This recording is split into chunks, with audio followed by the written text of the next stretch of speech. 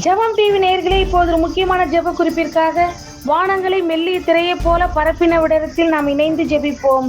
முதுநிலை நீட் தேர்வை ஒத்திவைக்க கோரி உச்சநீதிமன்றத்தில் தாக்கல் செய்யப்பட்டுள்ள பொதுநல மன அவசர வழக்காக இன்று விசாரணைக்கு வருகிறது. சங்கீதம் 140:12 படி சிறுமையானவர்களின் வழக்கை விசாரிக்கிறவரும் சிறுமைப்பட்டவனுக்கு அடைக்கலமானவர் நம் தேவன்.